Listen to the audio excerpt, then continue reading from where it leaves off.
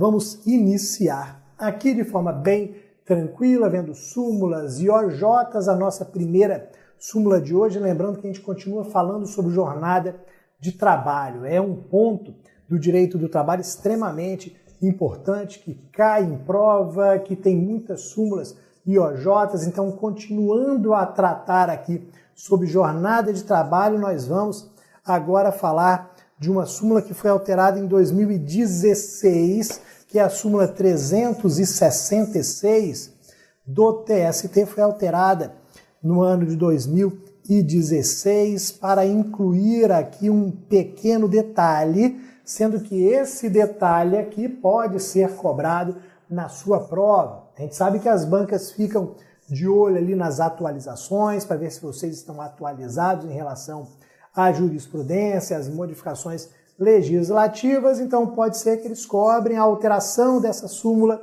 366 de 2000, que ocorreu em 2016. A súmula, vou voltar nela, ela trata aqui do tempo residual à disposição do empregador. O que você vai lembrar sobre tempo residual à disposição do empregador? Que instituto é esse daqui? Talvez falando esse nome de tempo residual à disposição do empregador, você na hora não se lembre do que o legislador tratou. Mas aí eu começo a falar para vocês o seguinte, que aquelas pequenas variações no início e no término na jornada de trabalho, elas não são consideradas como minutos extras e não podem acarretar, por outro lado, descontos.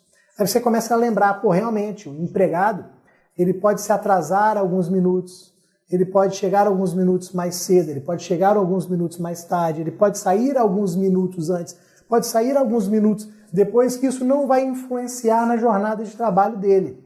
Por quê? Se eu tenho uma jornada padrão de 8 horas, eu sei, através desse instituto aqui, que na verdade a jornada pode ser de 7 horas e 50 minutos ou até 8 horas e 10 minutos. Eu tenho aqui essa variação de 10 minutos para menos, 10 minutos para mais. Eu teria que trabalhar 8 horas, mas se eu trabalhar 10 minutos a menos, tem algum problema? Se respeitados os parâmetros legais, não.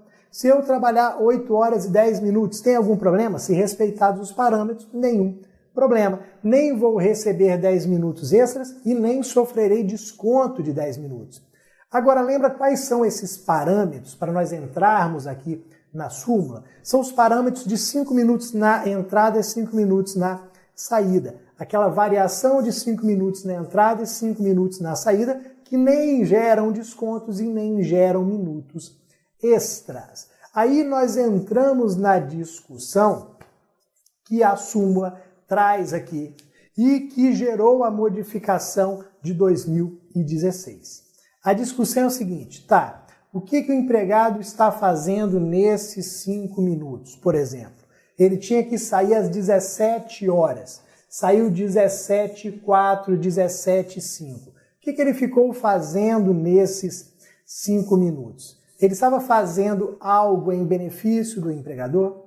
Ele estava fazendo algo em benefício próprio? Isso tem alguma relevância para a análise do Instituto, sim ou não? Vamos dar uma lida na súmula aqui para nós entendermos qual é a principal ideia dela, que já continha desde a época que ela foi editada e a modificação de 2016. Então vamos para ela. Aqui nós vamos falar o seguinte. Primeiro ponto aqui, não serão descontados nem computados como jornada extraordinária as variações de registro de ponto não excedentes de 5 minutos, observado o limite máximo de 10 minutos diários. Se ultrapassado esse limite, será considerado como extra a totalidade do tempo que exceder a jornada normal, pois configurado tempo à disposição do empregador. Vou parar por aqui, porque esse restinho aqui que foi incluído em 2016. Então vamos primeiro para aquilo que o TST já havia incluído há bastante tempo na nossa jurisprudência. Então eu tenho aquele registro de ponto, e que não pode ser britânico, obviamente, que vai trazer aquela série de pequenas alterações, de pequenas variações. Eu tenho esse limite aqui, esses parâmetros de 5 minutos na entrada, 5 minutos na saída, totalizando 10 minutos diários. E aí vem a seguinte pergunta para vocês. Eu trabalhei 12 minutos a mais.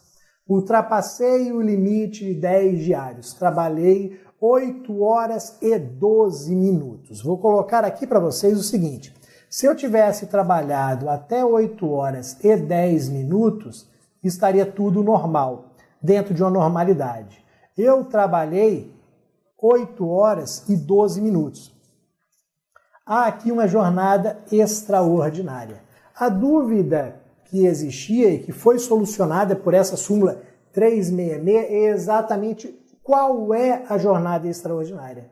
A jornada extraordinária que eu tenho nesse meu exemplo aqui é de 12 minutos ou de 2 minutos? Porque tinha muita gente que defendia a tese de que seria apenas aquilo que ultrapassasse os 10 do limite da lei. Se eu tenho 12, seriam apenas 2 minutos, então?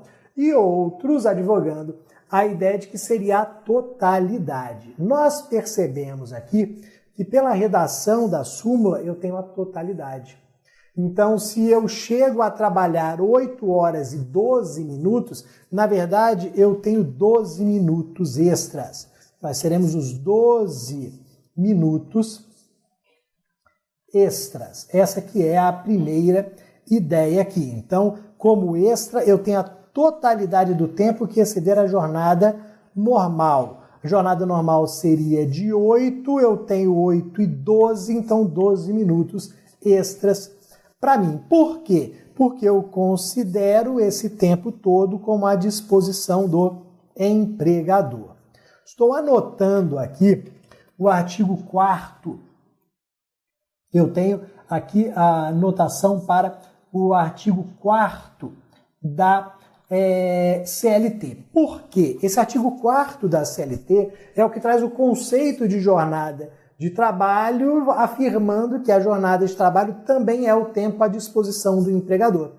Eu estou na empresa. Se eu estou na empresa, pouco importa fazendo o quê, presumidamente eu estou à disposição do meu empregador. E aí nós vamos encaixar aqui a modificação de 2016, que poderia vir a ser aqui, poderia se tornar uma pegadinha por parte do nosso examinador. Poderia o examinador falar o seguinte, que seria à disposição, seria tempo à disposição do empregador apenas se o empregado estivesse realizando alguma atividade em benefício do empregador. Isso está errado. Pouco importa o que eu estou fazendo na empresa. Se eu estou na empresa, presumidamente eu estou à disposição dele. Bruno, por que você ficou mais tempo na empresa? Porque eu estava lanchando, estava com fome, fiquei lanchando e aí saí depois do horário. Pouco importa se o Bruno está lanchando. Bruno, por que você ficou depois do horário? Porque eu resolvi tomar um banho, uma ducha, porque eu estava muito suado, estava meio fedido, então fui lá, tomei um banho. Pouco importa se eu estava tomando banho, se eu estava lanchando, se eu estava desligando o computador, se eu estava desligando as luzes, se eu estava enrolando para não pegar tanto trânsito, pouco importa, eu estou à disposição. Então, no final ali de 2016, tivemos essa modificação e olha o que o TST trouxe para a gente aqui. Veio o TST e afirmou o seguinte, não importando, isso daqui que eu quero frisar com vocês porque é o fundamental, não importando as atividades desenvolvidas pelo empregado ao longo do tempo residual. E aí o TST vem e traz alguns exemplos aqui, troca de uniforme, lanche, higiene pessoal, etc. Não importa a atividade desenvolvida. Se você está dentro da empresa, você está presumidamente à disposição do empregador. Ok, galera? Então, nossa primeira súmula de hoje, tomar cuidado principalmente com esse finalzinho para a banca examinadora não afirmar o contrário, não dizer que apenas se você estiver realizando alguma conduta ou alguma atividade em benefício do seu empregador, não tem nada disso, pouco importa o que você esteja realizando. Perfeito? Vamos aqui na sequência, vamos agora trazer a súmula 423 sobre turno ininterrupto de revezamento. E aí nós temos que tomar bastante cuidado aqui com essa súmula. O que é o turno ininterrupto de revezamento? O que nós temos na Constituição em relação a ele? Qual que é o cuidado que nós temos que lembrar no dia da prova? Você lembra o seguinte, que eu tenho, regra geral, o turno fixo. É aquele em que eu trabalho sempre no mesmo horário. Pode ser sempre de manhã, sempre de tarde, sempre à noite, sempre de madrugada, pouco importa o horário. Mas eu sempre estou trabalhando no mesmo horário, não tem uma variação de horário. Só que aí, por outro lado, eu tenho o turno ininterrupto de revezamento. No turno ininterrupto de revezamento, eu estou sempre mudando o horário de trabalho. Eu estou sempre revezando o horário de trabalho. Ora eu estou de manhã, por exemplo, depois passo para a tarde, passo para a noite, volto para amanhã, tarde, noite, ou então eu tenho a caracterização desse turno ininterrupto se eu tenho alteração dia e noite. Ora eu sou de dia, vou para a noite, volto para amanhã, noite, volto para amanhã. Na maioria das situações, o próprio empregado ele já recebe a escala. Ele já sabe, eu vou trabalhar 4 dias de manhã, 4 de tarde, 4 à noite, ou então 2 de manhã, 2 à tarde, 2 à noite, uma semana de manhã, uma à noite, volto para amanhã, volto à noite. O que interessa aqui, para a gente caracterizar dentro do direito do trabalho, a existência de um turno ininterrupto de revezamento é essa alteração. Por quê? É essa alteração que é prejudicial ao empregado e que foi levada em consideração pelo legislador para reduzir a jornada de trabalho. Tanto que, se nós formos à Constituição Federal, nós vamos perceber o seguinte, que o artigo 7º, inciso 13, trata da jornada padrão de 8 horas diárias no turno fixo e o 14 traz uma jornada reduzida de 6 horas para o turno ininterrupto de revezamento. E aí nós vamos tomar alguns cuidados aqui, porque essa súmula ela acaba atraindo outras. Ela acaba atraindo, por exemplo, a súmula 360, acaba atraindo a OJ 360, da SDI1, todas elas relacionadas à própria configuração do turno. Olha o que acontece. Turno ininterrupto de revezamento. Não caia na pegadinha de que no turno ininterrupto de revezamento você não tem intervalo. Claro que tem. Você vai perceber que tem intervalo. Ninguém vai trabalhar de forma ininterrupta sem intervalo. A não ser que a gente esteja naquela situação de uma jornada muito pequenininha, de até 4 horas, como nós temos no artigo 71 da CLT, mas essa não é a ideia. Turno ininterrupto de revezamento. O ininterrupto está relacionado à mudança de horário. Eu estou sempre mudando de horário. Então, tem intervalo, por exemplo, intrajornada no turno ininterrupto de revezamento? Claro que tem, tranquilamente, ok? Depois, você vai perceber o seguinte, que não há necessariamente, não há a necessidade de você trabalhar em todos os períodos do dia, de manhã, de tarde, de noite, manhã, de tarde, de noite. Não. Eu também tenho a configuração do turno ininterrupto e, por isso, a necessidade de redução da jornada se eu, por exemplo, variar entre 2 turnos, desde que seja manhã e noite. Manhã e noite. Dia e noite. Eu estou variando dia e noite. Só 2 períodos. Está ótimo, está configurado o turno ininterrupto, porque essa variação dia e noite já é prejudicial para o nosso empregado. Agora, puxando a súmula 423 que eu destaquei para vocês. Qual que é o ponto principal aqui? Volta lá. Se você for a esse artigo 7º, 14, você vai perceber que o legislador reduziu o turno ininterrupto para 6 horas, protegendo o empregado, mas no finalzinho colocou assim, ó, salvo negociação coletiva. Colocou salvo negociação coletiva no finalzinho do inciso 14. Ao colocar salvo negociação coletiva, ele possibilitou o aumento dessas 6 horas. E aí nós temos que verificar os reflexos do aumento dessas 6 horas do turno ininterrupto, porque isso consta na súmula 423. Então, qual que é o ponto aqui, qual que é a ideia? Pessoal, vamos lá. O turno interrupto, ele é de 6 horas, mas se tiver negociação coletiva, ele pode aumentar para até 8. Primeira informação que você vai levar para a sua prova.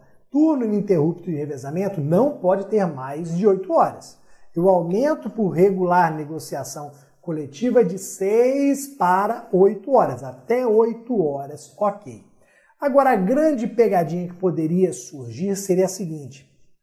Bruno, você trabalha hoje num turno ininterrupto de 6 horas. A negociação coletiva da sua categoria autorizou o aumento para 8 horas. Você vai trabalhar 2 horas a mais no turno ininterrupto de revezamento. Primeira coisa que você poderia pensar seria a seguinte, então eu vou receber 2 horas extras. Eu acho que seria até um pensamento natural do empregado. Se eu sempre trabalhei 6 horas e vou passar a trabalhar 8 horas, eu devo receber 2 horas extras. Não é errado.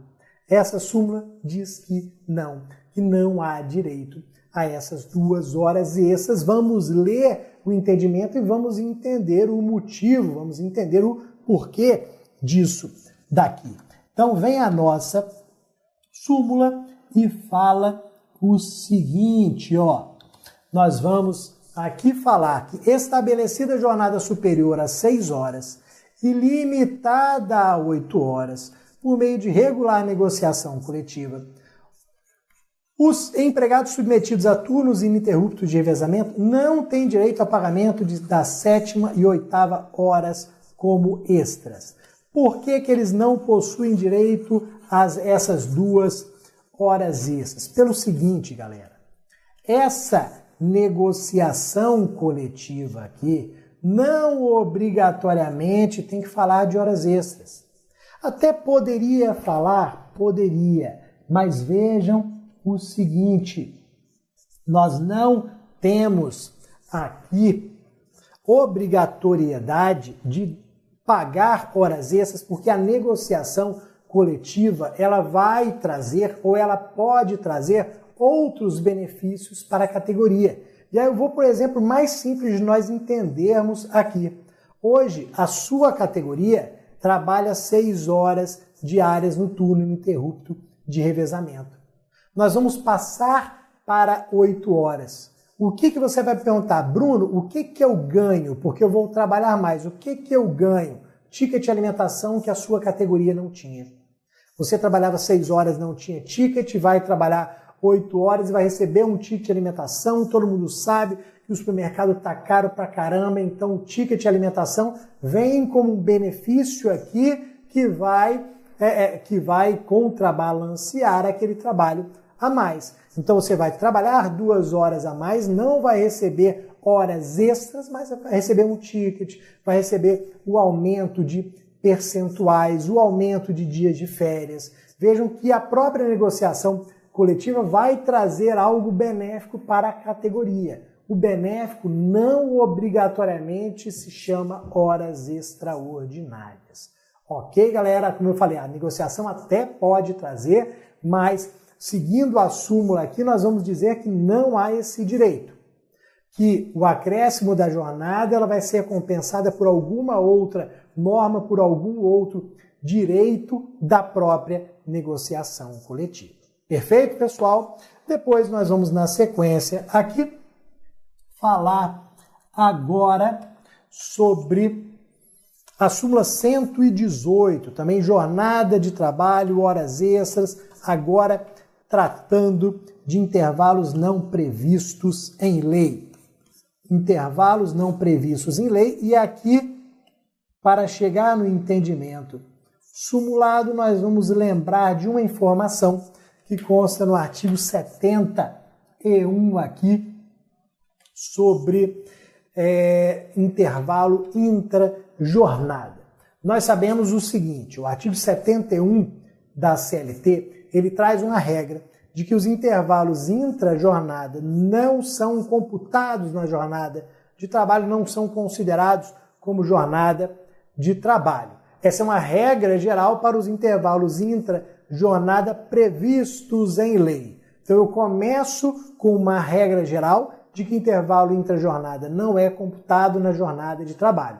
Mas a gente sabe que a lei traz uma série de situações excepcionais soltas ali na CLT, ou seja, nós temos sim, em situações excepcionais, intervalos intra-jornada computados, considerados como jornada de trabalho, como aqueles 10 minutos a cada 90 do digitador, como intervalo para amamentação, aqueles 2 intervalos de 30 minutos para amamentação, como intervalo de 20 minutos a cada 1h40 para aqueles que trabalham em câmaras frigoríficas. Ou seja, nós temos aqui alguns intervalos que são considerados, sim, jornada de trabalho. Só que o que acontece? Nessas 2 primeiras situações, nós estamos falando de intervalos previstos em lei. Então, o intervalo está previsto em lei. A súmula 118 fala exatamente de um outro intervalo, de um intervalo que não está previsto em lei. Um intervalo que não está previsto em lei e eu tenho que saber as consequências para a jornada de trabalho da concessão desse tipo de intervalo. Qual que é o intervalo mais comum no dia a dia aqui das empresas que não está previsto em lei e que é concedido? Intervalo de lanche, intervalo de cafezinho, intervalo para comer um pão, fazer um lanchinho rápido ali. A minha empresa, ela faz o seguinte, ela pega a minha jornada de trabalho, vamos aqui para a minha jornada de trabalho, eu tenho aqui 1 hora de intervalo, então eu trabalho de 8 a meio-dia, tenho 1 hora de intervalo, volto 13 horas, saio às 17. Então, aquela minha jornada padrão do brasileiro. Esse intervalo aqui não é computado na jornada de trabalho, porque ele é o intervalo do artigo 71 da CLT. Só que aí vem a empresa e faz o seguinte, concede 15 minutos de manhã para um cafezinho, 15 minutos à tarde para um cafezinho. Esse intervalo aqui é o intervalo da súmula 118. Por quê? Porque ele é um intervalo que não está previsto em lei. Esse é o intervalo da súmula 118 que não está previsto em lei. O meu empregador está concedendo 30 minutos por dia aqui. A discussão que existia lá atrás e que acabou sendo sumulada aqui era a seguinte, esses intervalos não concedidos voluntariamente, não previstos em lei, eles podem ser considerados como intervalos remunerados ou não, eles serão remunerados ou não, serão computados ou não na jornada de trabalho. Pessoal, pela súmula 118, intervalo não previsto em lei, intervalo concedido voluntariamente, o que acontece com ele? Ele é considerado jornada de trabalho. Ou seja, aqueles 15 minutos da manhã, aqueles 15 minutos da tarde, eu não estou trabalhando, mas eu estou recebendo por eles. Eles estão sendo computados na minha jornada de trabalho. O meu empregador, ele não poderá impor que eu trabalhe mais ao final para compensar esses 30 minutos de lanche. Não. Veja que isso também consta na súmula. Então, a primeira informação, nós não lemos a súmula ainda, mas a primeira informação é que esses intervalos concedidos voluntariamente são, sim, considerados jornada de trabalho, são computados na jornada de trabalho. Se o seu empregador colocar você, por exemplo, para sair meia hora mais tarde, para, entre aspas, compensar aqueles 2 intervalos. O que vai acontecer? Você estará prestando horas extras. Então, o que o seu empregador inventou lá da cabeça dele? Em vez de você sair às 17 horas, você vai sair às 17h30, que é para compensar os 30 minutos que você ficou lanchando. Seu empregador falou isso. Você vai sair às 17h30 para compensar esses 30 minutos que você ficou na empresa lanchando. O que a súmula diz? Que nós teremos 30 minutos extras. O empregador nenhum é obrigado a conceder esse intervalo para lanche, para cafezinho. Concedeu porque quis, tem que incluir esse período na jornada. Vamos dar uma lida na súmula, no entendimento aqui do TST. Diz o seguinte: os intervalos concedidos aqui, os intervalos concedidos pelo empregador na jornada de trabalho não previstos em lei representam tempo à disposição da empresa, remunerados como serviços extraordinários, se acrescidos ao final da jornada. Então, vocês estão vendo que praticamente tudo em relação à jornada de trabalho a gente resolve com aquela ideia de que a jornada é tempo à disposição do empregador, que se eu incluir, como eu fiz no desenho, os 30 minutos lá no final, nós teremos aqui serviço extraordinário, teremos a ideia de que o empregado faz jus a 30 minutos extras. Ok, galera? Então, cuidado com essa ideia aqui. Empregador nenhum é obrigado a fornecer outros intervalos que não estejam previstos em norma jurídica. Quis conceder, concedeu por conta e risco, porque esses intervalos são tempo à disposição, eles são computados na nossa jornada de trabalho. Ok? Depois, mais um entendimento. Aqui nessa aula, só esclarecendo, nessa aula aqui ela é de súmulas, OJ, jurisprudência, então a gente não tem aqui análise de questões, as questões são analisadas lá nas aulas de direito do trabalho, de processo do trabalho, na revisão de direito e processo do trabalho. Aqui que nós temos realmente são as súmulas, as OJs, a jurisprudência do TST sendo lembrada, sendo revisada, porque a banca vai trazer questões, sim, na parte de direito do trabalho, de processo do trabalho, que são respondidas com base em súmulas e OJs. Vamos, na sequência aqui, falando sobre a OJ 323 da SDI1.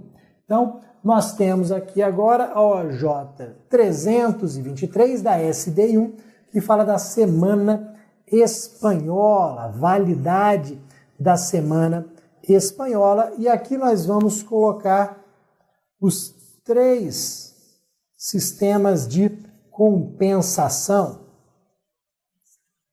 Só para lembrarmos aqui os 3 sistemas de compensação: tradicional, banco de horas e a semana espanhola, principalmente para nós lembrarmos a forma de pactuação deles, os sistemas de compensação da jornada de trabalho: tradicional, banco de horas e a semana espanhola. Primeiro ponto aqui, pessoal, nós sabemos que o trabalho extraordinário gera, num primeiro momento, a necessidade de pagamento de horas extras. Então, se eu prestei horas extras, eu devo receber por elas. Só que pode ser que eu não receba em dinheiro as horas extras realizadas, porque existe um sistema de compensação da jornada de trabalho. Aquelas minhas horas extraordinárias de hoje serão compensadas numa outra oportunidade. Ou seja, estou trabalhando mais hoje para trabalhar menos amanhã, depois de amanhã, daqui a um mês. Essa segunda situação em que eu não tenho pagamento, porque eu vou ter a redução da jornada de trabalho, nós chamamos de sistemas de compensação da jornada de trabalho. E aí, dentro do nosso sistema aqui do direito do trabalho, nós temos 3. Nós temos lá o tradicional, também chamado de semanal, o banco de horas ou anual, vamos anotar esses nomes aqui também. Então nós temos o tradicional ou semanal, nós temos o banco de horas ou anual e a nossa semana espanhola. A gente tem que tomar cuidado aqui com a pactuação desses bancos, desses sistemas de compensação. Pelo seguinte, galera, o tradicional ou semanal pode ser por acordo particular escrito. Acordo particular escrito pode dar início aqui ao sistema tradicional ou semanal. O que nós temos aqui nesse sistema? Aquela ideia que todo mundo conhece de que eu estou trabalhando mais durante alguns dias da semana, por exemplo, para não trabalhar aos sábados, que é o sistema mais utilizado no Brasil. Por que você está prestando horas extras de segunda a quinta, de segunda a sexta? Porque eu não quero trabalhar aos sábados, para que eu não trabalhe aos sábados. Então, presto horas extras e dentro da própria semana já tenho essa compensação. Isso sempre foi tradicional no Brasil, isso é presumidamente benéfico para o empregado, para o trabalhador. Por ser benéfico, eu posso firmá-lo através de acordo particular escrito, acordo privado empregado-empregador, ok? Só que aí a gente começa a avançar nos sistemas aqui de compensação e a gente chega no banco de horas ou compensação anual, que está previsto no artigo 59 da CLT. Esse banco de horas, ele acaba trazendo uma série de problemas no dia a dia, principalmente uma dificuldade do empregado compensar efetivamente as horas extras, até mesmo por falta de regulamentação legal. E vejam que pelo próprio nome, o banco de horas, ele é anual, então a gente tem um período de compensação muito grande aqui. Nós podemos compensar essas horas no prazo de até um ano.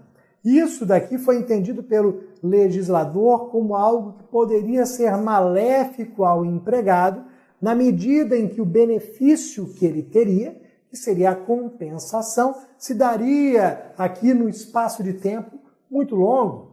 Você vai ter o benefício da redução, do desconto, mas daqui a meses, podendo ser quase um ano. Então, isso pode não ser tão benéfico para você, empregado. Assim sendo, o que a CLT trouxe? E aí nós vamos para uma situação excepcional. A CLT trouxe o seguinte, que o banco de horas, ele só pode aqui ser firmado de acordo com a CLT, friso, por meio de negociação coletiva. Então a empresa só pode dizer que existe banco de horas se houver negociação coletiva, pode ser acordo coletivo, pode ser convenção coletiva de trabalho, sem problema algum, qualquer uma das duas espécies de negociação coletiva, isso para a CLT. Só que aí nós vamos para uma situação excepcional, para um avanço aqui numa norma específica. Em direito do trabalho, vocês estão estudando a Lei Complementar 150, que é a nova lei do doméstico. Lei Complementar 150 de 2015, nova lei do doméstico, traz no seu artigo 2º a possibilidade de se criar o sistema de banco de horas. O banco de horas para o doméstico, artigo 2º da Lei Complementar 150 de 2015, pode ser como? Por acordo escrito particular. Você pode firmar com o seu empregado doméstico, por acordo escrito particular, o banco de horas. Ou seja, tornaram aqui a criação do banco de horas mais fácil para o empregador doméstico se nós compararmos com uma empresa. A empresa só pode ter banco de horas se tiver negociação coletiva.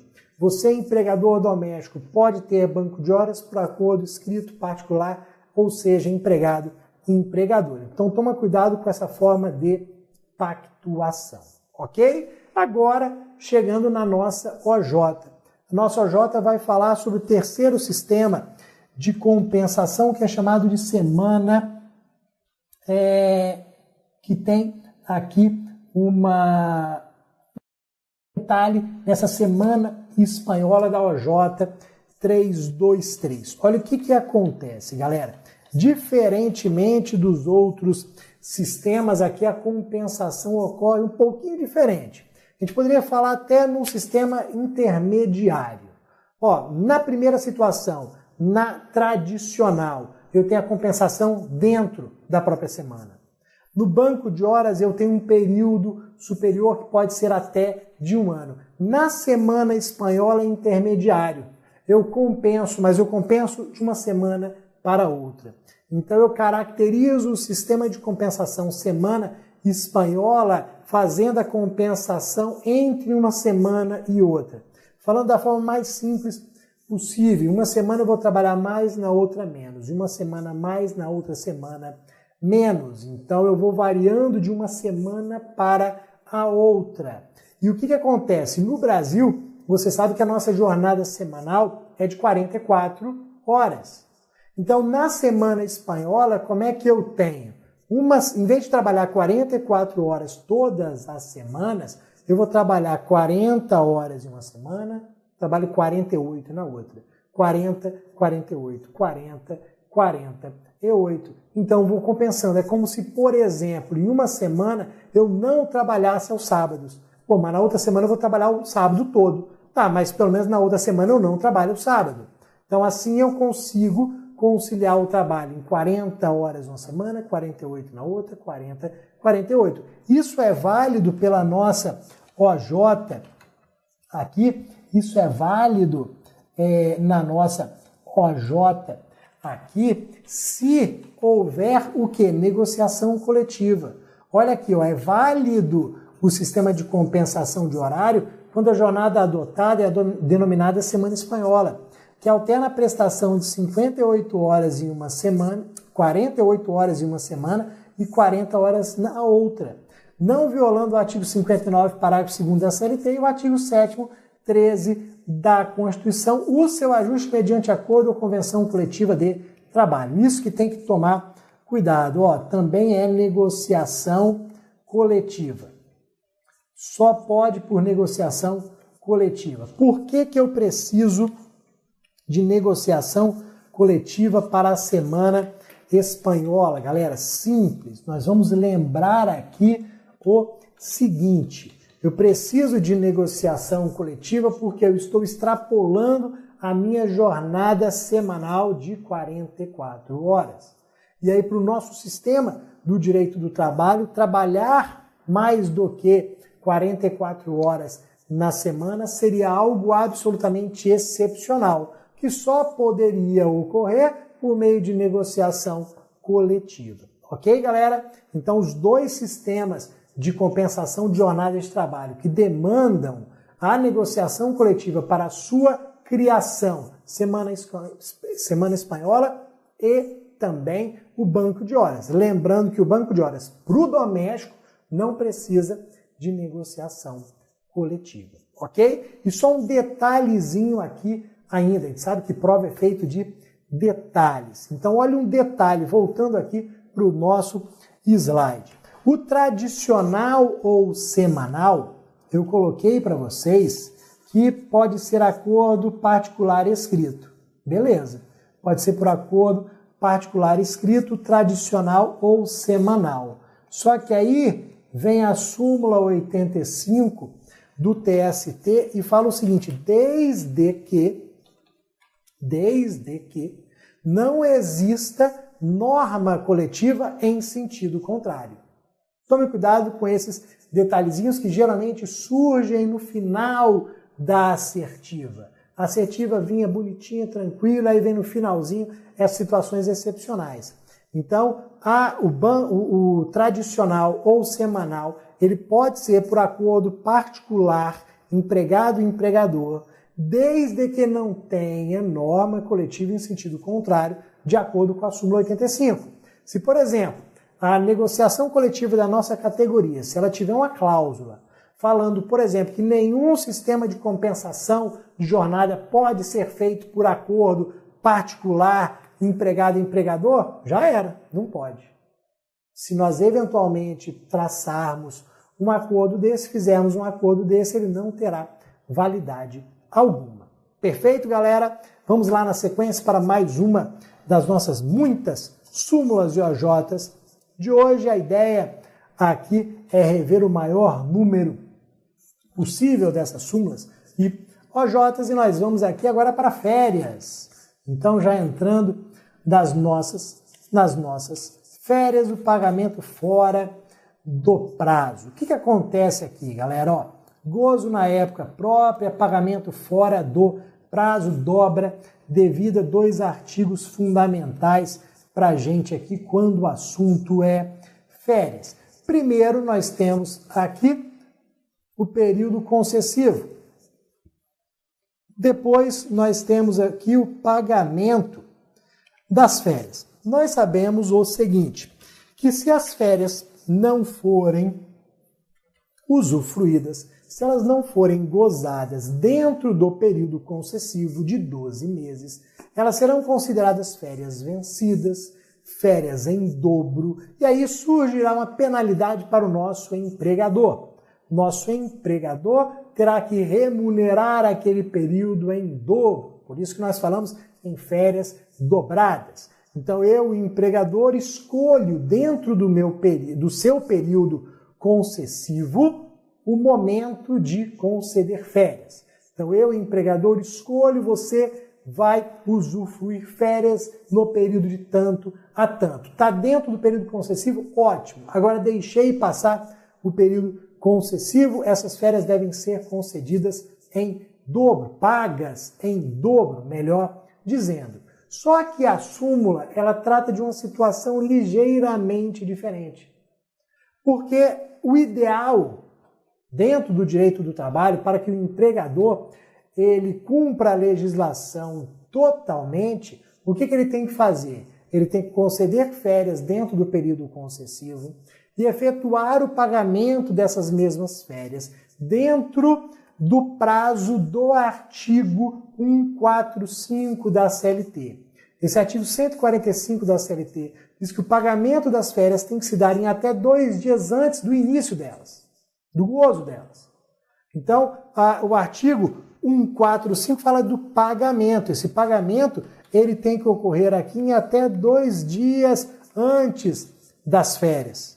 Então, as férias serão usufruídas pelo empregado dentro do período concessivo, recebendo o pagamento delas pelo menos 2 dias antes do início. O que se analisou aqui, o que se chegou aqui a conclusão em relação a essa súmula aqui foi o seguinte: se o empregador ele conceder as férias e o empregado usufruir as férias dentro do período concessivo, mas sem o recebimento delas, no prazo do artigo 145.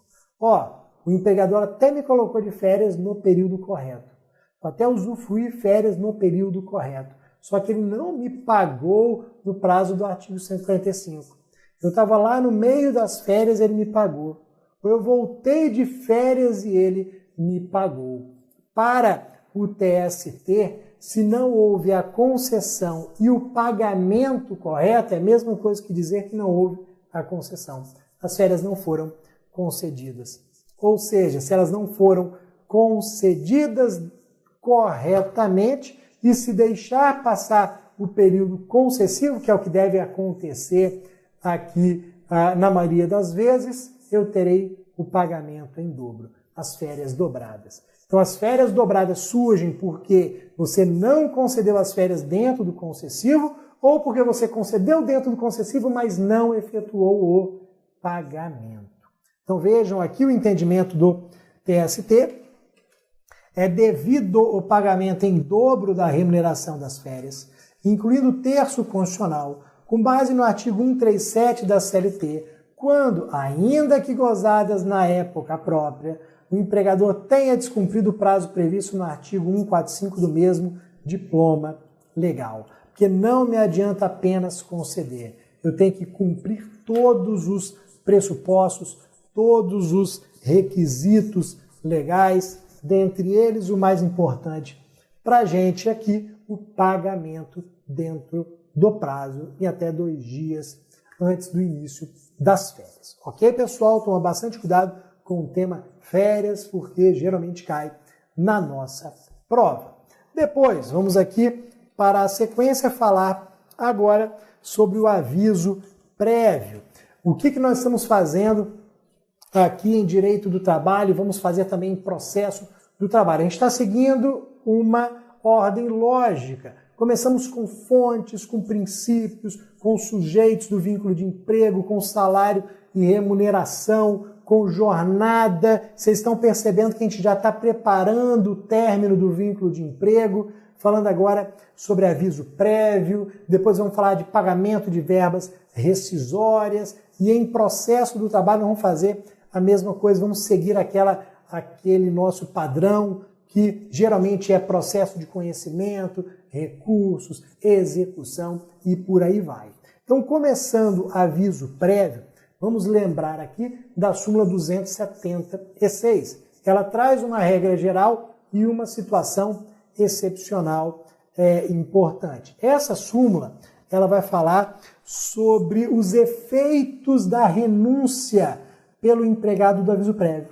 O que vai acontecer se o meu empregado renunciar ao aviso prévio? Será que essa renúncia ao aviso prévio ela é válida? Será que ela vai produzir efeito, sim ou não? A gente começa falando aqui, e já está no próprio nome da súmula aqui, em irrenunciabilidade. A gente começa lembrando que um dos princípios mais importantes do direito do trabalho é exatamente o princípio da irrenunciabilidade.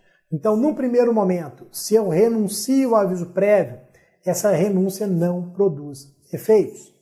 Veja que o aviso prévio ele tem que ser concedido da mesma forma. Tanto que na redação da súmula o TST trouxe a ideia de que o aviso prévio é irrenunciável. O pedido de dispensa de cumprimento não exime o empregador de pagar o respectivo valor. Então eu não posso renunciar, o meu empregador vai conceder o aviso prévio da mesma forma. Claro, galera, o seguinte, pode ser que eu fale, não preciso dessa porcaria desse aviso prévio, não. E sumo, não venho cumprir o aviso prévio. Vejam que o empregador, ele vai marcar falta. Eu concedi. Ele não pode renunciar, não veio trabalhar, vou aplicando falta a ele. Vou descontando aqueles dias que ele não trabalhou. Mas vejam que, principalmente para efeito de prova, o nosso aviso prévio ele é irrenunciável. Só que aí tem um salvo, o salvo é sempre importante para a prova. Tem uma hipótese reconhecida aqui pela nossa jurisprudência que eu posso sim renunciar ao aviso prévio. Em que hipótese eu posso renunciar ao aviso prévio? Quando essa renúncia não me trouxer qualquer prejuízo.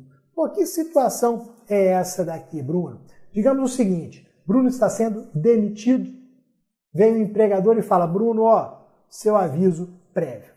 Qual será a finalidade do aviso prévio para o Bruno, que está sendo demitido? Ter tempo hábil para conseguir novo emprego, evitando o desemprego.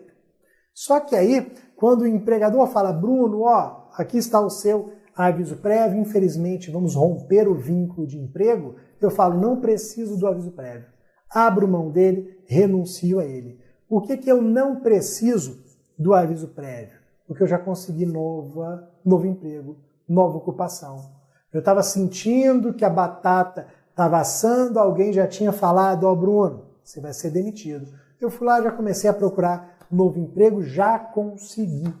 E aí eu posso renunciar? Posso, porque nessa hipótese, o aviso prévio, a falta do aviso prévio, a renúncia do aviso prévio não me trará qualquer prejuízo. Se ele tinha por finalidade proporcionar a Bruno tempo de conseguir novo emprego, ele já conseguiu, então não fará falta nenhuma.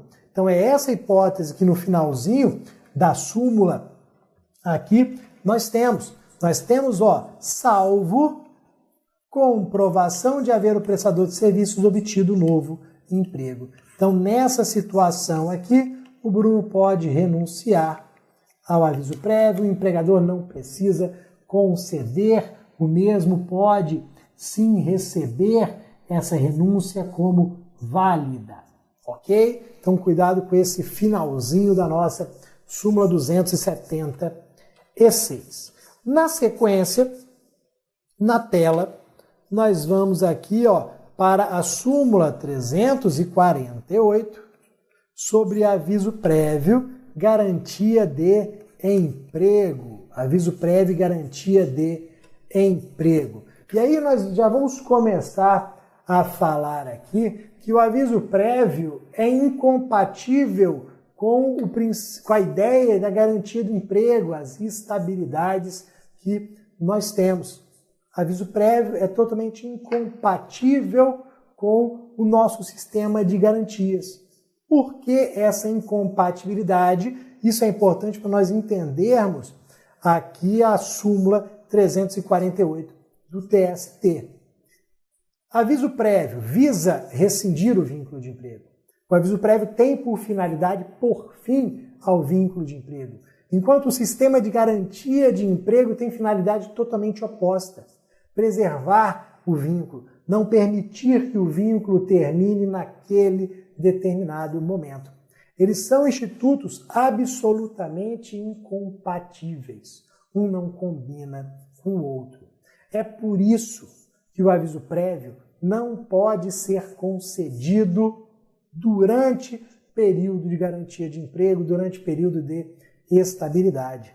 O empregador, ele não pode querer se aproveitar do restinho, do finalzinho do período de estabilidade para conceder o aviso prévio.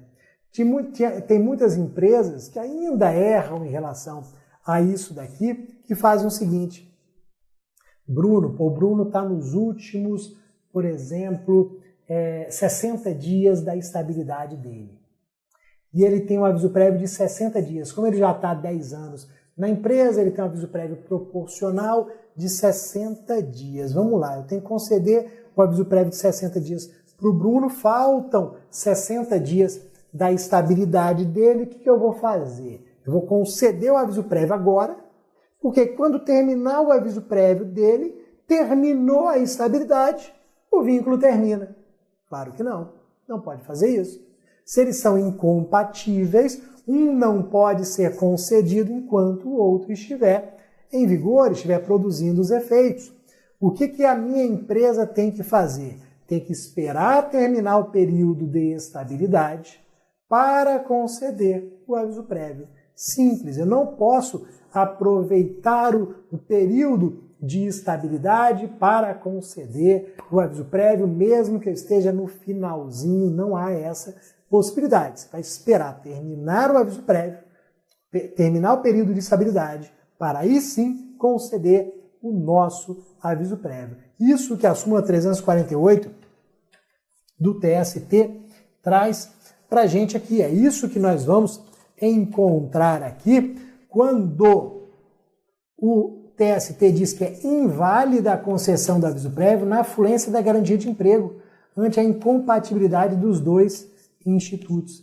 É inválida a concessão do aviso prévio na fluência da garantia de emprego. Você vai esperar terminar o período de garantia para só depois conceder o aviso prévio. São incompatíveis, como eu falei para vocês, na medida em que um aviso prévio tem por finalidade rescindir o vínculo de emprego, enquanto o outro, a garantia, tem por finalidade evitar a rescisão contratual. Ok, pessoal? Toma cuidado com esses detalhezinhos aqui na sua prova de direito do trabalho. Depois, nós vamos na sequência aqui falar sobre a súmula 462, uma das últimas. Aqui, Súmula 462, uma das últimas, multa rescisória, artigo 477 da CLT. Essa pode ser cobrada, está dentro ali do edital, foi criada antes do edital, então pode ser cobrada. Multa do artigo 477 da CLT, aquela multa rescisória de um salário para o empregado quando as verbas rescisórias não são pagas no período legal. Vamos lembrar o seguinte, parágrafo 6º do artigo 477 diz que você tem que pagar as verbas rescisórias no primeiro dia útil ou em 10 dias corridos, a depender da espécie de aviso prévio. Então você vai pagar no primeiro dia útil seguinte se o aviso prévio foi trabalhado. Então, parágrafo 6º diz, se o aviso prévio foi trabalhado, terminou o aviso prévio, primeiro dia útil, seguinte pagamento de verbas rescisórias. Não estamos falando em homologação, estamos falando em pagamento no primeiro dia útil. Se o aviso prévio foi indenizado, pagamento das verbas rescisórias em 10 dias corridos. Se não houver o adimplemento, se não houver o pagamento das verbas rescisórias dentro desses períodos, diz o parágrafo 8º do mesmo artigo que incidirá uma multa de um salário do empregado, que será revertido para ele. Então, um salário do empregado, a multa do parágrafo 8º do artigo 477, que será revertido para esse mesmo empregado. A dúvida que existia e que foi sanada com a súmula 462 do TST era em relação ao vínculo de emprego que era reconhecido judicialmente, se incidia ou não essa multa. Tanto que nós colocamos aqui o seguinte, multa do artigo 477, parágrafo 8º, isso é o nome da súmula, né? Incidência, reconhecimento judicial da relação de emprego. Então, incide mesmo que haja o reconhecimento judicial da relação de emprego. Vamos aproveitar e dar uma lida na súmula aqui para nós continuarmos a nossa explicação. Então, a circunstância da relação de emprego ter sido reconhecida apenas em juízo não tem o condão de afastar a incidência da multa prevista no artigo 477, parágrafo 8º da CLT. A referida multa não será devida apenas quando comprovadamente o empregado der causa à mora no pagamento das verbas rescisórias. Então, temos uma regra geral e temos uma exceção também. Então, olha o que acontece. O vínculo foi reconhecido apenas em juízo. Você, empregado, trabalhou sem carteira assinada, teve que ajuizar uma ação buscando esse reconhecimento. O juiz do trabalho viu que estavam presentes os requisitos do artigo 3º, reconheceu o vínculo de emprego e condenou ao pagamento das verbas rescisórias. Por que ele condenou ao pagamento das verbas rescisórias na sentença? Porque você não pagou lá atrás. Se você não efetuou o pagamento lá atrás, quando o vínculo terminou, é porque você, obviamente, não cumpriu o artigo 477, parágrafo 6º. Você deveria, mesmo num vínculo informal, ter efetuado o pagamento das verbas rescisórias. O fato de você não ter anotado a carteira de trabalho lá atrás não o eximia de pagar as verbas rescisórias dentro do prazo do artigo 477. Então, na verdade, você errou duas vezes. Você errou quando não reconheceu o vínculo de emprego, quando não anotou a carteira de trabalho e também quando não efetuou o pagamento das verbas devidas na época. Se o juiz condena agora, é porque eu tenho reconhecimento de você não cumpriu sua obrigação lá atrás. Logo, vai incidir a multa de um salário do empregado. Claro o seguinte, eu não vou condenar ao pagamento se ficar claro isso daqui que é muito difícil no dia a dia. Mas, se ficar claro, se ficar comprovado que o empregado deu causa à mora no pagamento das verbas rescisórias, a multa não será devida. Isso daqui no dia a dia que é difícil você comprovar que o empregado deu causa à mora. Geralmente o empregado quer receber, precisa receber. Geralmente a mora é causada pelo empregador. Mas para concurso, se ficar claro que o empregado deu causa à mora, nós não vamos condenar o empregador, porque aí seria realmente uma situação injusta. Ele queria efetuar o pagamento, o empregado não recebia, criou uma confusão danada, não quis receber de forma nenhuma. A gente sabe que o empregador deveria ter feito o quê? Não iria fazer porque não reconheceu o vínculo. Mas o que ele deveria ter feito? Ajuizado uma ação de consignação em pagamento. Isso seria o ideal. Mas para a prova, se comprovadamente nós tivermos a mora do empregado, o empregador não será condenado. Ok? Toma cuidado, porque essa é uma das últimas súmulas que nós temos aqui do TST. Pode ser que a banca lembre dela aqui para saber se você está atualizado ou não nesse ponto de direito do trabalho. Ainda sobre rescisão, nós vamos falar agora sobre a OJ 162, também a multa 477. Vamos aqui, falar da multa OJ 162 da SDI 1.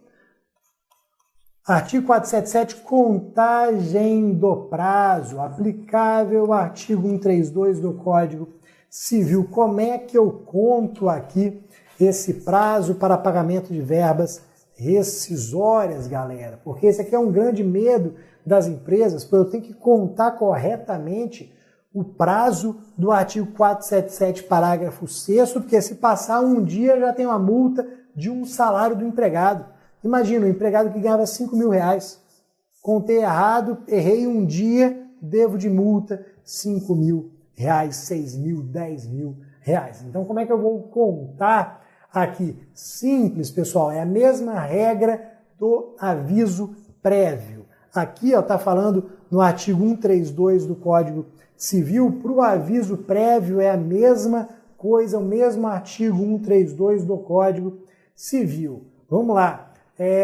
Tanto o aviso prévio quanto essa multa. Como é que eu conto? Recebi a informação hoje, conto hoje? Não, começa a contar amanhã. O artigo 132 do Código Civil traz a ideia de que a contagem para o prazo de quitação das verbas decorrentes da rescisão contratual do artigo 477 exclui necessariamente o dia da notificação da demissão e inclui o dia do vencimento, em obediência ao disposto no artigo 132 do Código Civil de 2002. Então, eu teria a exclusão do dia da notificação da demissão e a inclusão do dia do vencimento.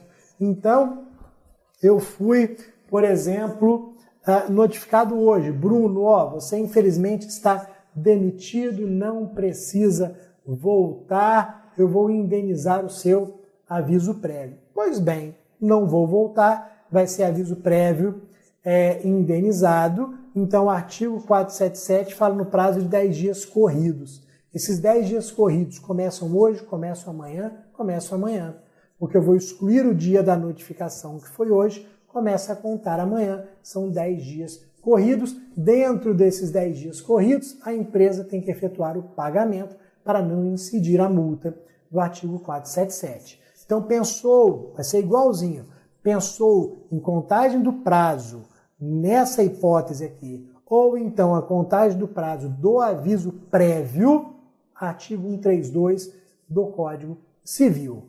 Eu vou conceder o aviso prévio hoje para você, são 36 dias. Começa a contagem quando? Amanhã. Mesmo dispositivo, excluo o primeiro dia e incluo o último. Ok? 132 do Código Civil. Depois dê uma olhada lá nesse dispositivo. Na sequência, vamos aqui falar sobre súmula 330, importante, galera, que vai falar de homologação da rescisão. Essa daqui é realmente uma súmula importante, com uma série de detalhezinhos aqui, homologação da rescisão, quitação, o que nós temos aqui? Nós vamos mencionar o artigo 477, só que agora o parágrafo 1º, para lembrar que algumas rescisões contratuais devem ser homologadas. Nem todas as rescisões passam pelo procedimento de homologação, geralmente feito pelo Ministério do Trabalho ou pelo sindicato. Nem todas. Só quando o vínculo tiver mais de um ano é que eu homologo pelo parágrafo 1º do artigo 477 da CLT. Pois bem, galera, quais são os efeitos dessa homologação? Por que nós levamos a rescisão para a homologação? Qual que é o grande interesse da empresa? Aqui eu estou pensando no interesse da empresa. Qual que é o grande interesse da empresa de levar a minha rescisão contratual para homologação perante o sindicato, perante o Ministério do Trabalho? Essa homologação, ela vai gerar a quitação das verbas rescisórias para essa empresa. É como se o ente que homologou falasse: empresa, você pagou certinho, você pagou tudo que tinha que pagar. Isso que você está pagando aqui está perfeito. O empregado não poderá discutir judicialmente se esses pagamentos estão corretos ou não. Esse é o efeito da homologação da rescisão para a empresa. A empresa fica tranquila. Então, ok, o que está pago aqui, o sindicato, na maioria das vezes, homologou, está correto.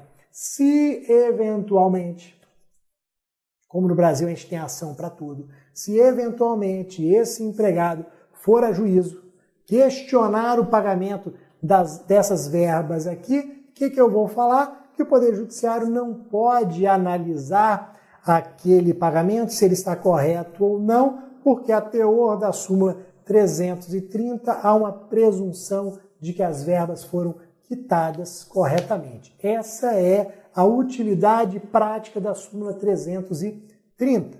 Só que aí nós vamos aqui para as informações que constam nela, porque obviamente nós temos regra geral e temos situação excepcional que pode ser cobrado na sua prova. Então a gente pode colocar aqui o seguinte, texto da súmula. A quitação passada pelo empregado, vamos destacar aqui,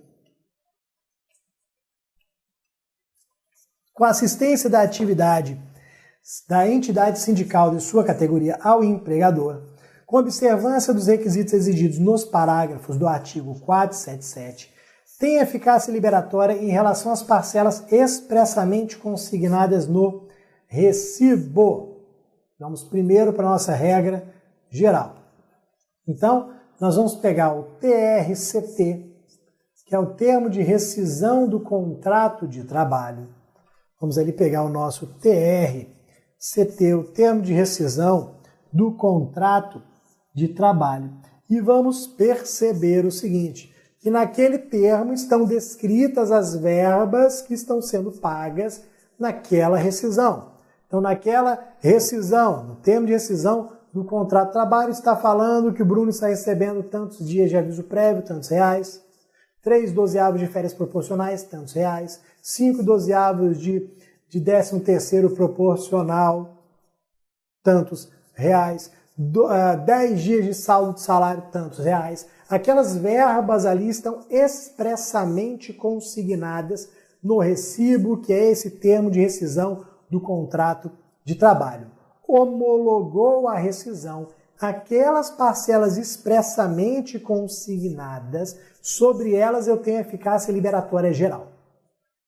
Ou seja, aquelas parcelas não podem ser discutidas futuramente. E outras? Outras podem. Outras podem. Então, por exemplo, não consta ali no TRCT nada falando sobre férias vencidas. Não tem. A gente tem ali férias proporcionais, mas não tem as férias vencidas, as férias de um determinado período. Posso discutir judicialmente depois se essas férias vencidas foram pagas corretamente ou não? Claro que eu posso, tranquilamente. Por quê? Porque ela não consta expressamente, ela não está consignada expressamente. Então a eficácia liberatória aqui é só sobre as parcelas expressamente consignadas. O que não estiver expresso ali pode ser discutido posteriormente. Agora, vamos para o detalhe. A parcela que está expressa no TRCT, ela pode excepcionalmente ser discutida no judiciário se o empregado, no momento da homologação, tiver apresentado, olha aqui, ó, tiver apresentado ressalva, salvo se oposta, ressalva expressa e especificada ao valor dado à parcela ou parcelas impugnadas. Então, eu até posso discutir as parcelas que constam no TRCT. Se, por exemplo, eu tiver aqui apresentado uma ressalva expressa. Como assim? Está lá no TRCT que eu tenho direito de receber aviso prévio R$1.000. Eu discordo daquele valor.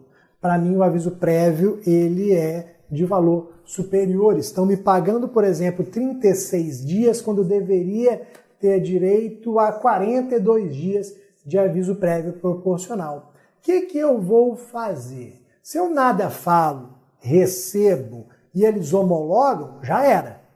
Então, ó, como eu quero discutir posteriormente a questão do aviso prévio, eu vou fazer uma ressalva. Eu venho aqui e faço uma ressalva dizendo o valor do aviso prévio está errado, deveria ser correspondente a 42 dias e não 36, como estão me pagando. Ponto. Fiz a ressalva, posso discutir judicialmente. Ok, galera?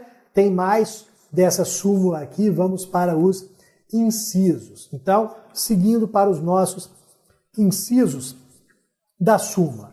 A quitação não abrange, então a quitação não abrange parcelas não consignadas no recibo de quitação e, consequentemente, seus reflexos em outras parcelas, ainda que elas constem deste recibo. Como assim? Falei que lá no recibo, no TRCT, tem aviso prévio, tem 13º, tem 3/12 de férias, tem 5/12 de 13º salário, tem lá algumas parcelas que estão expressas, ok? Só que vamos lá, não temos no TRCT horas extras, não temos no TRCT horas extras. E aí, eu posso discutir o recebimento posterior de horas extras? Eu posso ir à Justiça do Trabalho discutir se eu tinha direito de receber horas extras ou não? Claro que sim. Acabamos de ver que se as horas extras não estão expressamente consignadas no TRCT, eu posso discuti-las posteriormente. Só que você sabe o seguinte, quando eu recebo horas extras, eu aumento o valor do meu salário e aumento, consequentemente, o aviso prévio, 13º, férias, FGTS, porque eu tenho os reflexos das horas extras nas outras parcelas. E aí, o que esse inciso primeiro fala? Que se eu posso discutir as horas extras, obviamente eu posso discutir os reflexos das horas extras nas outras parcelas, mesmo que estejam no TRCT. Então, olhando de novo aqui, eu posso discutir os reflexos das horas extras sobre aviso prévio, 3/12 de férias, 5/12 de 13º? Claro que sim. Eu não estou discutindo o valor deles que consta no recibo. Eu estou discutindo os reflexos das horas extras nessas parcelas. Isso eu posso, ok? Então eu discuto o que não consta no TRCT e os reflexos sobre as verbas que constam no TRCT, no recibo. Perfeito? Depois, o inciso 2º.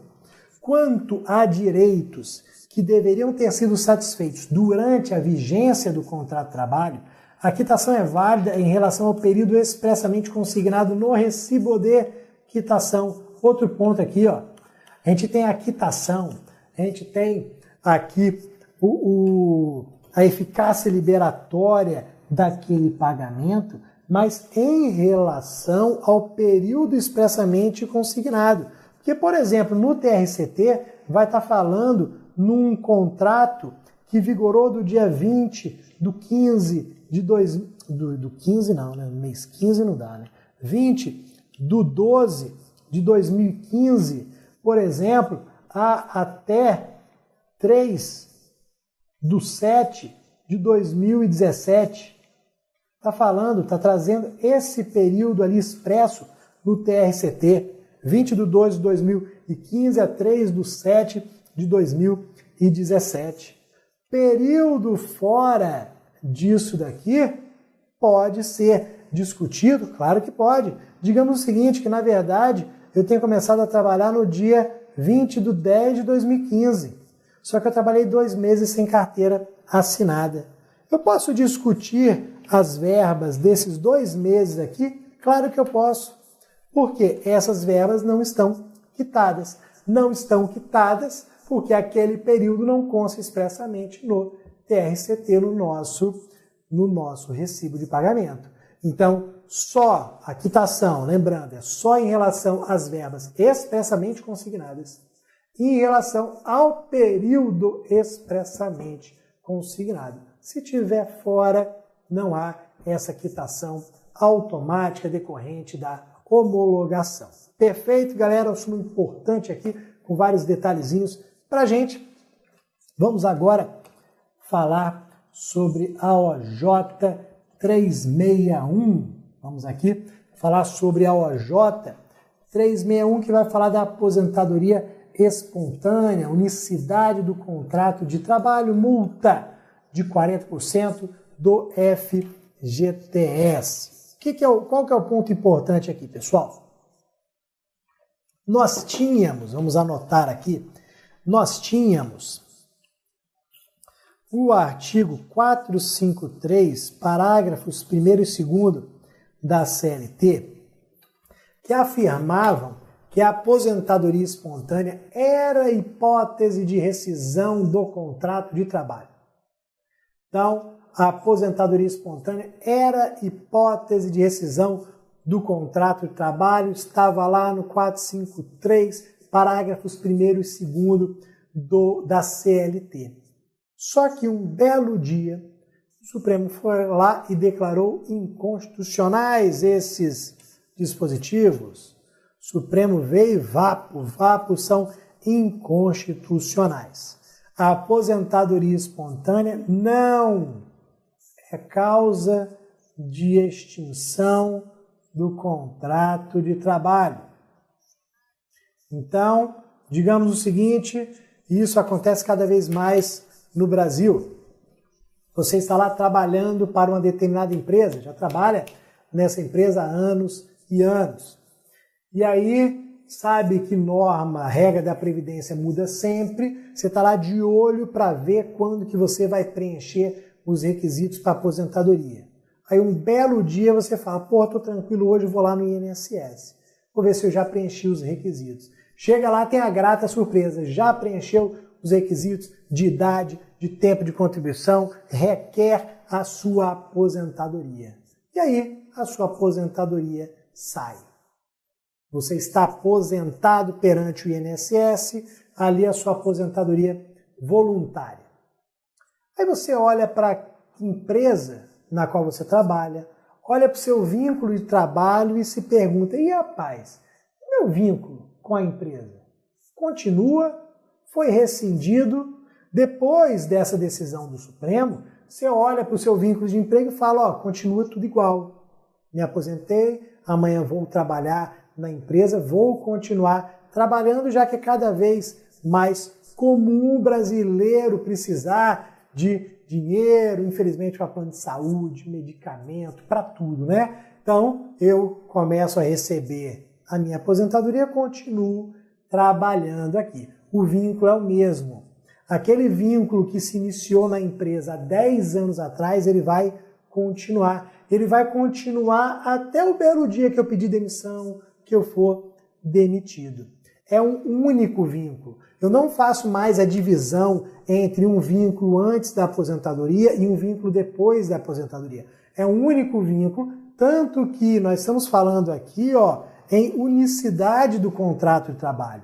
Olha o nome da súmula, unicidade do contrato de trabalho. Então vamos ler a súmula aqui, vamos ver o entendimento do TST, para a gente ver a consequência, para nós vermos os efeitos aqui dessa unicidade contratual, do reconhecimento da unicidade contratual sobre a multa de 40% do FGTS, que sempre foi a grande briga entre empregados e empregadores, já que na maioria das vezes acaba sendo a parte mais cara da rescisão, a parcela mais cara da rescisão, a multa de 40% do FGTS que o empregado recebe. Então vamos dar uma lida ali na OJ, né? 361 da SDI1. Vamos verificar aqui, aposentadoria espontânea não é causa de extinção do contrato de trabalho se o empregado permanece prestando serviço ao empregador após a jubilação, após a aposentadoria. Assim, por ocasião de sua dispensa imotivada, o empregado tem direito à multa de 40% do FGTS sobre a totalidade dos depósitos efetuados no curso do pacto laboral. Então, o que nós temos aqui, pessoal? Vamos colocar que o vínculo começou em 2005. Aqui estamos em 2017. Aqui veio a aposentadoria. Eu continuei trabalhando. 2020 fui demitido.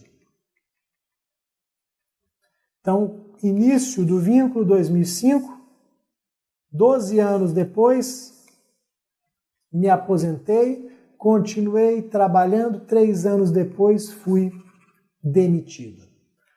A pergunta que eu faço é a seguinte: quando eu fui demitido em 2020, eu fui demitido do contrato que iniciou em 2005 ou do contrato que se iniciou em 2017?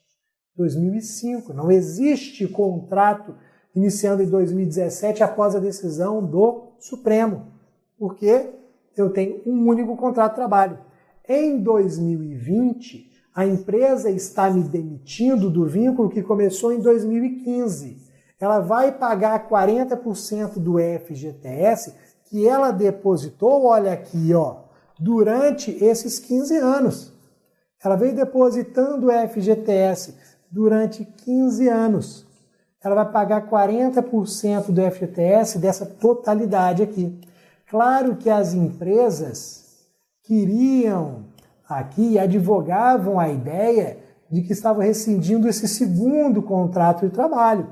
Obviamente, porque em vez de pagar 40% sobre os 15 anos, pagariam apenas sobre 3 anos, de 2017 para 2020. Mas estamos vendo que é a unicidade contratual, então teremos 40% sobre a totalidade dos depósitos efetuados no curso do pacto laboral. Ok, galera? Então cuidado com essa OJ 361 da SDI1, que é importante sobre o tema. Deixa eu ver qual que é o próximo entendimento.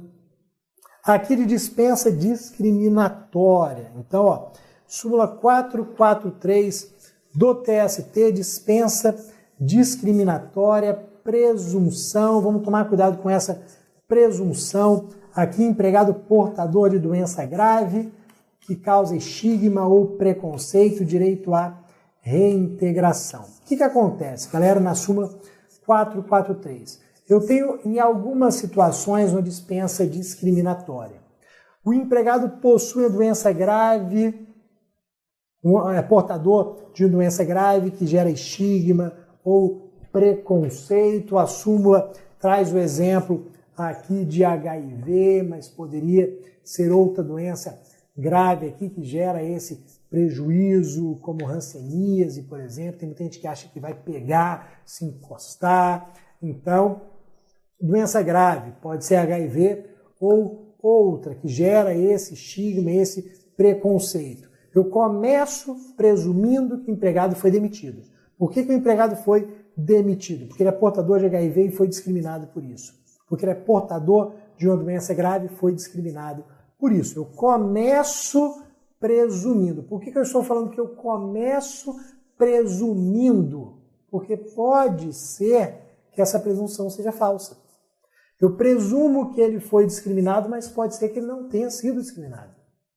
Ele não foi demitido por discriminação, por ser portador daquela doença. Na verdade, ele foi demitido por outro motivo. Então, essa presunção, galera, não é uma presunção absoluta. Ela é aqui, uma presunção relativa. Cabe prova em sentido contrário? Cabe. Pode a empresa demonstrar que não houve essa discriminação? Sim. Então, exemplo, o empregado foi à Justiça do Trabalho, um empregado portador de HIV foi à Justiça do Trabalho para falar que foi discriminado e com base na súmula 443 pedindo a reintegração. A empresa pode demonstrar o seguinte, não houve discriminação nenhuma. Nós fechamos esse setor. Esse setor, ele dava prejuízo, ele era um setor ligado, por exemplo, à atividade meio, a uma das atividades meio da empresa, ele foi terceirizado. Nós demitimos todos os empregados do setor e terceirizamos. Se todos os empregados do setor foram demitidos, como é que você vai falar em discriminação daquele portador de HIV ou de doença grave? Claro que não. E aí cai por terra a ideia da discriminação. O TST trouxe na redação o seguinte, que presume-se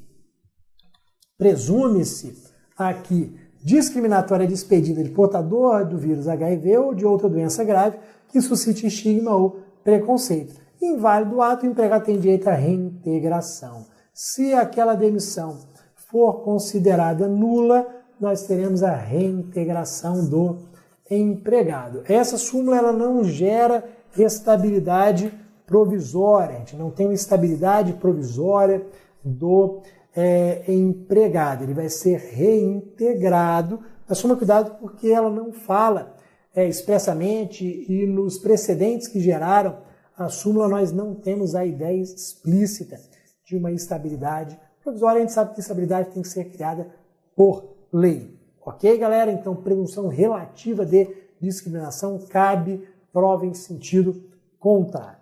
Na sequência, vamos aqui para a estabilidade provisória, reintegração, aqui súmula 390.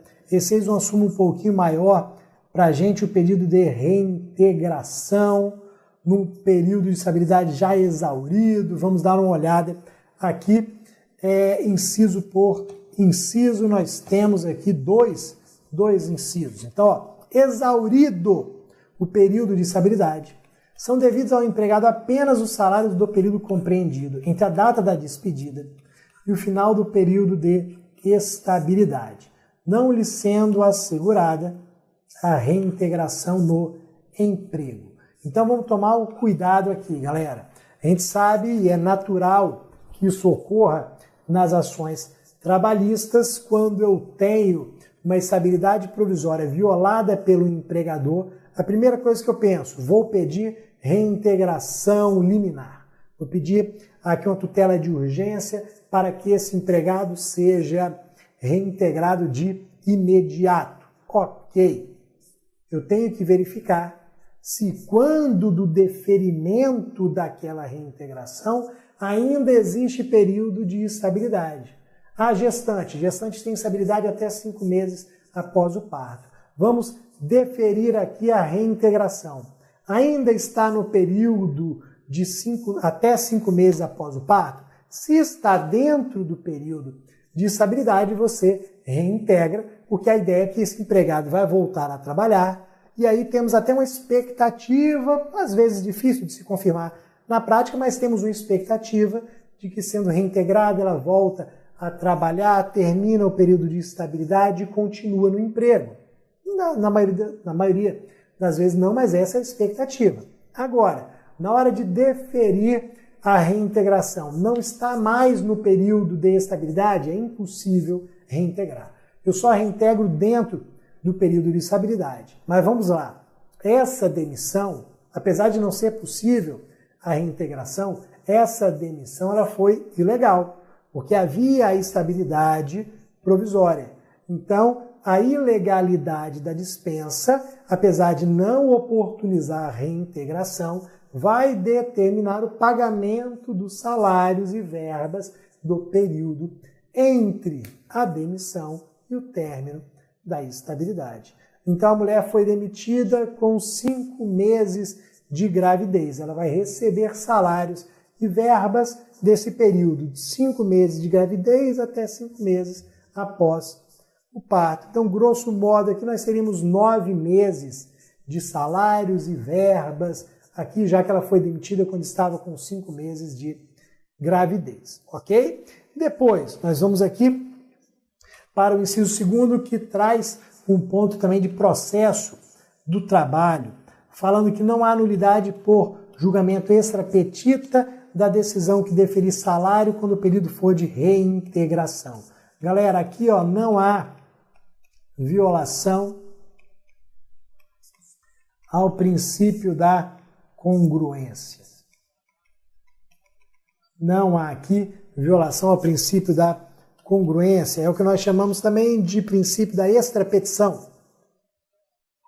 Essa é uma das situações excepcionais em que o Poder Judiciário pode deferir aquilo que não foi explicitamente pedido. Eu não requeri pagamento de salários. O único pedido que eu formulei foi de reintegração. O juiz pode deferir salários se verificar que não é possível, não é aconselhável a reintegração? Pode. O juiz viu que não dá para reintegrar porque já passou o período de estabilidade do inciso 1º. O juiz verificou que não é ideal, não é possível a reintegração em virtude do ânimo que existe ali entre as partes. Ele vai ler aquele meu pedido de reintegração como se fosse um pedido de pagamento de salários, e isso não viola o princípio da congruência. A decisão dele não será extrapetita. Ok, pessoal? Cuidado com essa súmula aqui 396. O que nós vamos fazer agora, galera? Vamos para o nosso intervalo, vamos para o nosso cafezinho, vamos comer alguma coisa, vamos aqui ir ao banheiro. Daqui a 15 minutinhos nós voltamos. Galera, já está precisando aqui já está precisando já de um cafezinho.